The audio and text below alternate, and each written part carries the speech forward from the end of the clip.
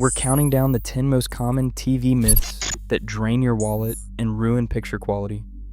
From overpriced accessories and confusing jargon to features that sound high-tech but leave you disappointed, these misconceptions fool millions every year. Which beliefs actually matter for your next TV, and which are pure marketing spin? Let's reveal the real ranking, starting with number 10. A $10 HDMI cable, certified for HDMI 2.1, delivers the same picture and sound as a cable costing 10 times more. Digital signals do not degrade like old analog wires. They either work or they do not. For 4K at 60 frames per second, HDMI 2.0 cables, rated at 18 gigabits per second, are enough. Gamers and home theater fans chasing 4K at 120 frames per second or variable refresh rates need HDMI 2.1, which handles up to 48 gigabits per second.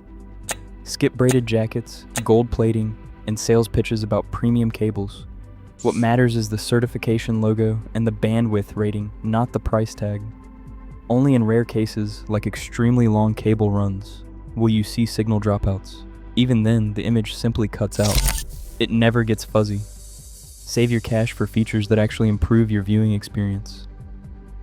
Walk into any electronics store, and you'll get hit with a parade of flashy names. QLED, Mini LED, NanoCell, each promising the next leap in picture quality. But what do these labels actually mean? QLED, for example, is just an LCD television with a layer of quantum dots to boost color and brightness.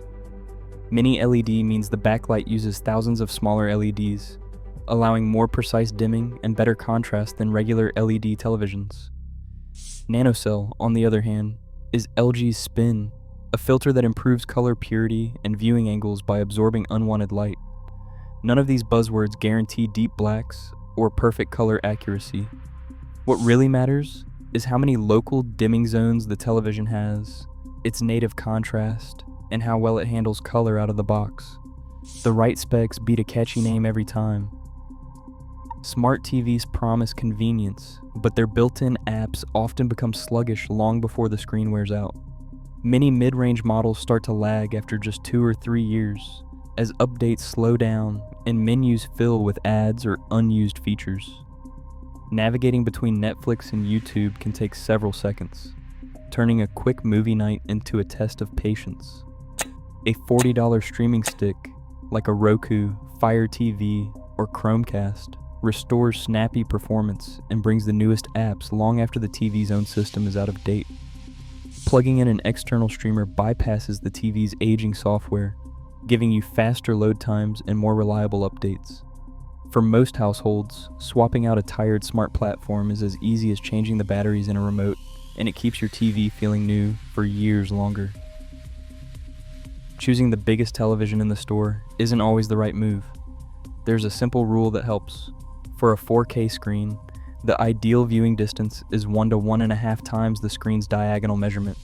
That means a 55-inch television works best when you are sitting between 4.5 and 7 feet away. For a 65-inch set, 5.5 to 8 feet is the sweet spot.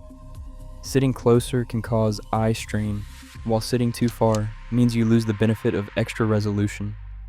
Experts at THX and SMPTE back this up, recommending viewers use a tape measure to check the distance from couch to screen before buying. Matching your television size to your room keeps movies sharp and comfortable, and makes sure you are not paying for pixels you cannot actually see. The jump from 4K to 8K sounds impressive, but in practice most viewers will not see a difference.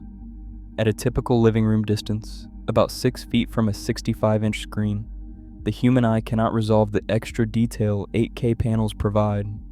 The limit comes down to pixels per degree, a measure of how many separate dots your eye can distinguish across your field of vision.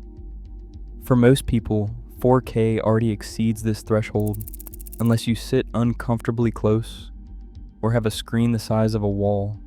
That is why 8K adoption remains below 1% worldwide, and true 8K content is still rare.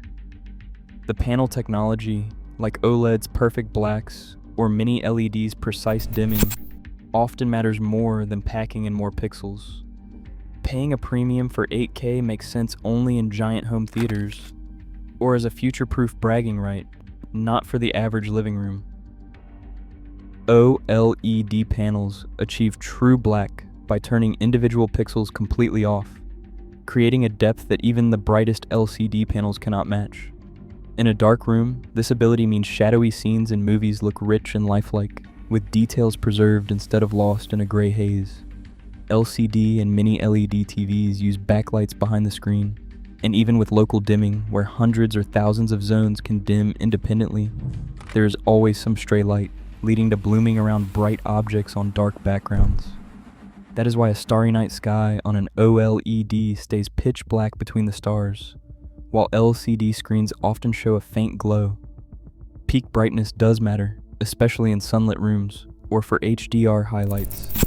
A high-end LCD can hit 2000 nits or more, making it ideal for daytime sports.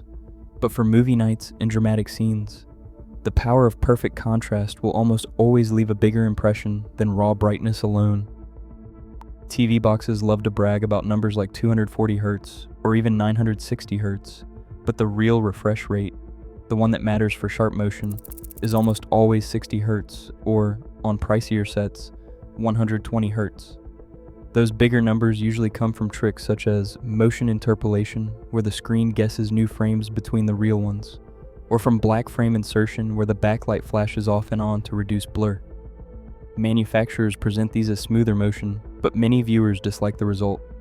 All this extra processing can add 10 to 50 milliseconds of input lag, which is bad news for gamers. It can also make movies look oddly smooth and fake, a look known as the soap opera effect. The only reliable way to know the true refresh rate is to check the specifications for native hertz in the settings or the manual. For sports and gaming, a true 120 Hz panel is worth it, but most people will want to turn off motion smoothing for everything else. Most TVS leave the factory locked in vivid or dynamic mode, settings designed to catch your eye under harsh store lighting, not to deliver an accurate picture at home. These presets crank up sharpness, oversaturate reds and blues, and push brightness to unnatural levels. The result might look impressive in a showroom, but at home, faces turn orange, shadows lose detail, and every scene takes on a neon glow.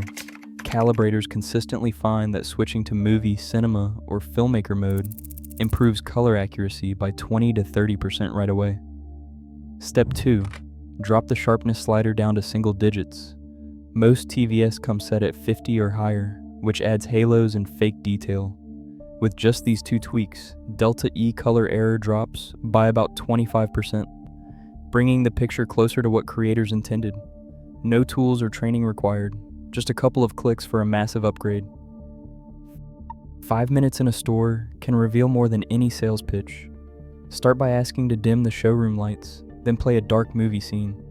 True black should look inky, not gray or washed out. Next, dive into the television settings and search for the native refresh rate. If you only see numbers like 240 or 480, dig deeper for the real hertz, usually 60 or 120.